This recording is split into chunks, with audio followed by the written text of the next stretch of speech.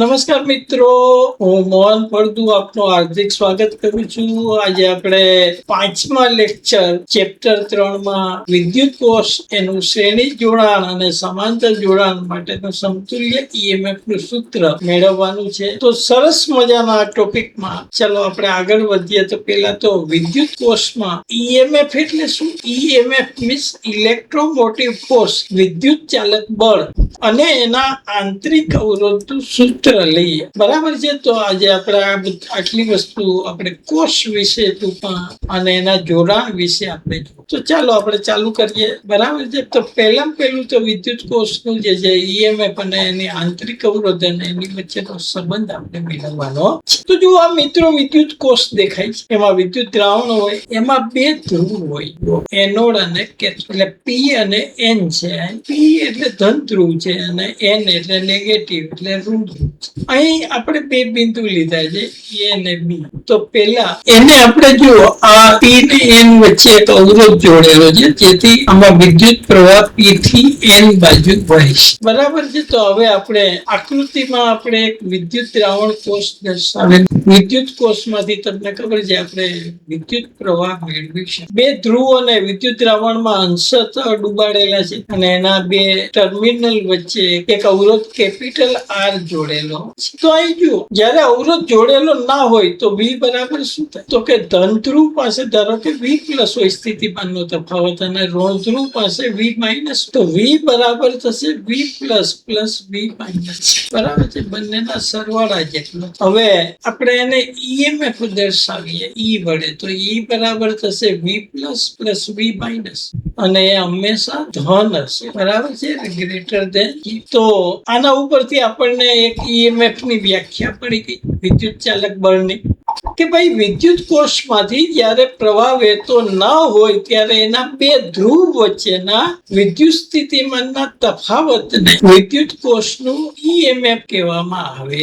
અહીં તફાવત છે પણ ખબર છે ને, ઋણનું સ્થિતિમાન ઋણ હોય એટલે ઋણ ને ઋણ બે ધન થઈ જાય એટલે અહીં પ્લસ.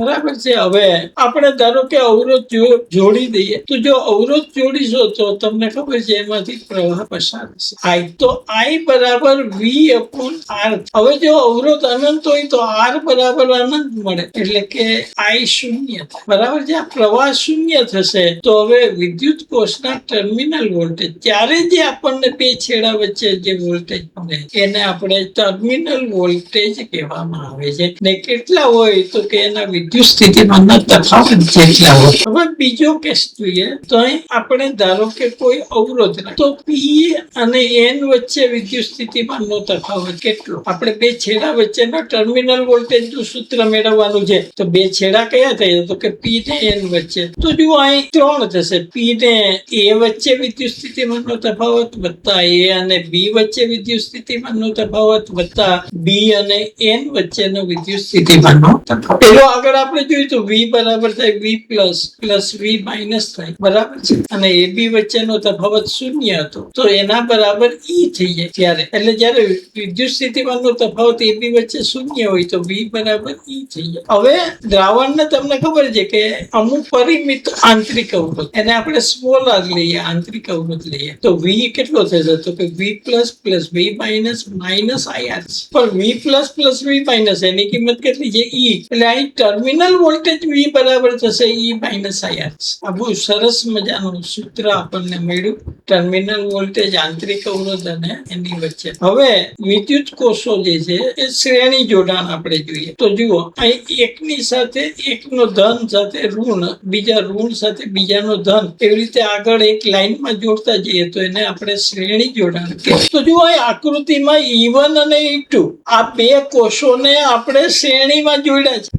તો શ્રેણીમાં જોડશો તો બંનેમાંથી વહેતો પ્રવાહ સમાન હોય પણ સ્થિતિમાનનો તફાવત જુદો. બીજું અહીં જુઓ, એનો આ સમતુલ્ય શ્રેણી, આ બે ની જગ્યાએ તમે એક મૂકો તો એનો સમતુલ્ય કોષ દર્શાય, જેનું ઈએમએફ ઈ ઇક્વિવેલન્ટ છે અને આનું છે આર ઇક્વિવેલન્ટ. અહીં જુઓ, એ ને બી વચ્ચે E1 છે જેનો આંતરિક અવરોધ R1 છે. બી ને સી વચ્ચે E2 કોષ જોડેલો છે, એનો આંતરિક અવરોધ R2 છે. બરાબર છે. તો પહેલા આપણે એ અને અને પી વચ્ચે કુલ વિદ્યુત સ્થિતિમાનનો તફાવત કેટલો? તો પહેલું આપણે પહેલા કોષ માટે જોઈએ, એ બી વચ્ચે કેટલો પડે? તો કે VA માઇનસ VB ને આપણે હમણાં જ મેળવ્યું E1 માઇનસ IR વધશે. એવી રીતે VBC જોઈએ તો VBC કેટલું થાય? તો કે VB માઇનસ VC છે. તો એ કેટલું થાય? તો આપણે હમણાં જ સૂત્ર જોયું E2 માઇનસ IR. તો હવે VAC કેટલું થાય? તો VAC બરાબર તમને ખબર છે કે VAB પ્લસ VBC. તો આ બંનેની કિંમત મૂકી તો VAB ની કિંમત થાય E1 માઇનસ IR1 અને VBC ની કિંમત થાય plus E1 E2 minus IR. તો એમાંથી E1 ને E2 કોમન કાઢો તો E1 વત્તા E2 માઇનસ I કોમન કાઢો તો R1 વત્તા R. હવે સમતુલ્ય કોષ લઈએ તો એમાં VAC કેટલું થશે? તો કે E equivalent minus IR equivalent. અહીં E ઇક્વિવેલન્ટ એટલે સમતુલ્ય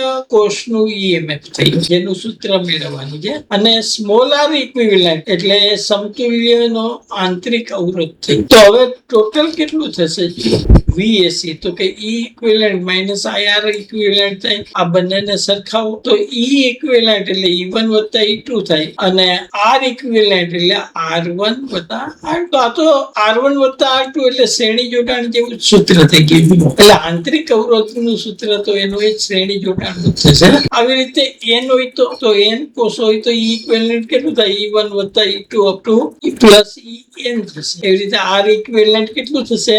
R1 વત્તા R2 વત્તા અપ ટુ પ્લસ Rn. બરાબર છે. અહીં કોષમાં દિશા અગત્યની છે. જો ધન સાથે ઋણ જોડેલું હોય તો ઈ ધન આવે, પણ બેના ધન ધન અથવા તો બેના ઋણ જોડેલા હોય તો ત્યાં E1 વત્તા E2 બરાબર બાદબાકી થાય, E1 માઇનસ E2.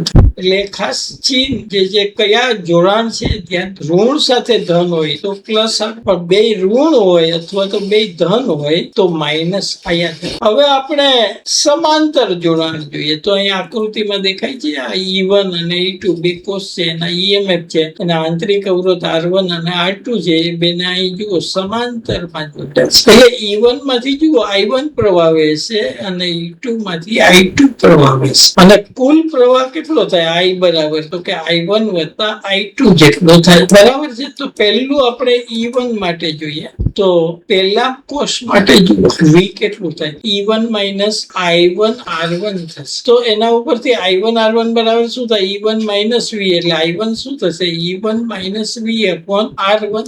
આવી જ રીતે આપણે I2 શોધી શકીએ કે I2 બરાબર શું થાય? E2 માઇનસ V છેદમાં R2 થશે. તો આ બંનેની કિંમત આપણે I બરાબર I1 વત્તા I2 માં મૂકી દઈએ તો E1 minus V upon R1 વત્તા E2 minus V upon R2. એટલે અહીં દરેકને અલગ અલગ આપી દો તો E1 upon R1 minus V ના છેદમાં R1 પ્લસ E2 ના છેદમાં R2 માઇનસ V ના છેદમાં R. હવે જુઓ આ VV વાળા ભાગા ગોઠવીએ તો E1 અપોન R1 વત્તા E2 છેદમાં R2 માઇનસ V અહીં થશે 1 upon R1 plus 1 upon R. તો હવે જુઓ અહીં શું થાય? આપણે આ જે છે આ V ને અહીં પેલા લઈ જઈએ, આ I ને આ બાજુ લઈ જઈએ એટલે માઇનસ I થશે. હવે અહીં લસા લઈ લીધો જુઓ R1 R એટલે V, તો અહીં લસા લીધો તો ઉપર સરવાળો થાય એટલે R1 વત્તા R2 છેદમાં R1 R2 બરાબર. અહીં પણ લસા લીધો તો E1 R2 plus E2 R1 minus અહીં R, અહીં શું થશે? તો કે R1 R2 છેદમાં R1 R2 થશે. લસા લઈ લીધો તો R1 R2 બરાબર છે. તો હવે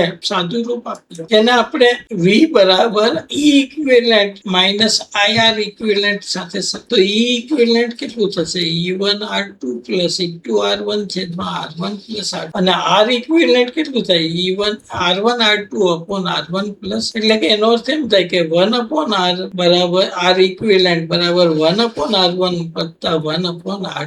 બરાબર છે. આવા n કોષો જો સમાંતરમાં જોડીએ તો 1 અપોન R ઇક્વિવેલન્ટ કેટલું થાય? 1 અપોન R1 વત્તા 1 upon R2 plus 1 upon R3 up to plus 1 upon Rn. એવી રીતે જુઓ અહીં E ઇક્વિવેલન્ટ અને R ઇક્વિવેલન્ટ નો ગુણોત્તર લો તો બધા માટે E1 upon R1 plus E2 upon R2 આવી રીતે છેલ્લે થશે En અપોન Rn. તો મિત્રો આપણે અહીં આ ચેપ્ટર પૂર્ણ થાય છે. તમારો ખૂબ ખૂબ આભાર. નમસ્કાર.